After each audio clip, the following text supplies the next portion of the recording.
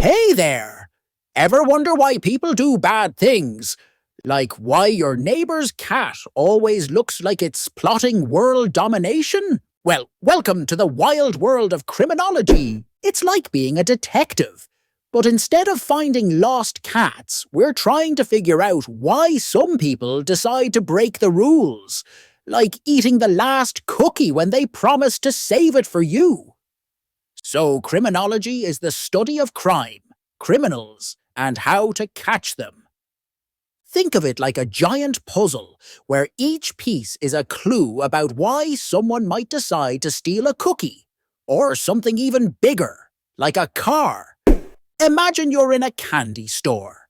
You see a big jar of jelly beans. Now, if you're a good kid, you might just ask nicely for some jelly beans, but if you're feeling a bit naughty, you might think, if I just take one, no one will notice.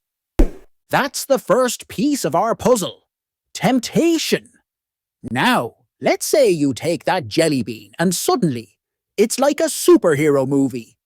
You're running away, heart racing, feeling like you've just committed the ultimate crime.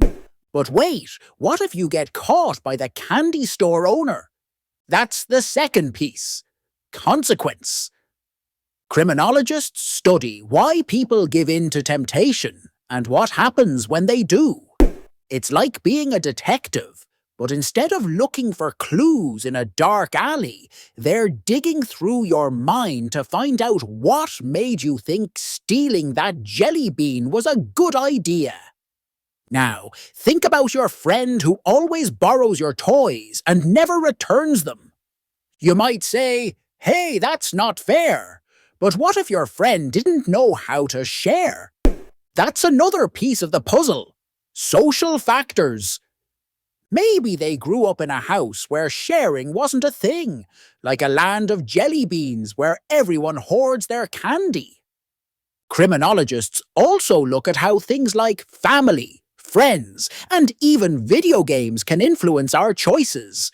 It's like baking a cake. You have your flour, sugar, and eggs, and depending on how you mix them, you can end up with a delicious treat or a total flop. Speaking of flops, let's not forget about those criminals who get caught. Ever seen a cat trying to sneak past a sleeping dog? Just when they think they're being sneaky, bam! The dog wakes up, and the cat's busted.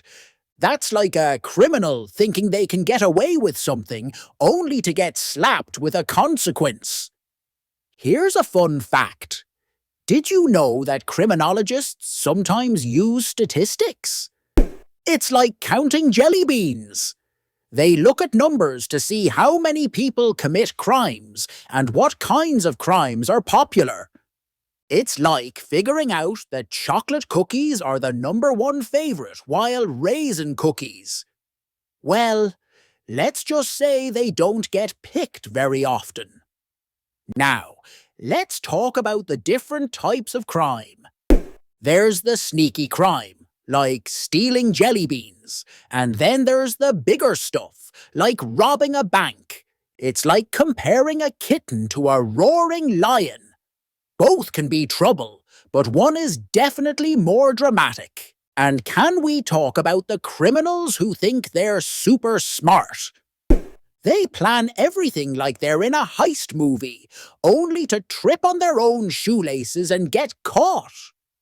It's like watching a toddler try to sneak a cookie and then loudly announcing, "I didn't take it," with cookie crumbs all over their face.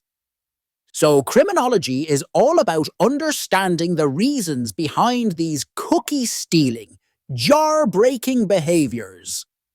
It helps us figure out how to make our communities safer, like making sure there are plenty of cookie jars around, but also teaching people how to share. In the end, criminologists are like the detectives of the mind, piecing together the puzzle of why some people decide to be naughty instead of nice. And remember, whether it's stealing jelly beans or something bigger, There's always a reason behind it.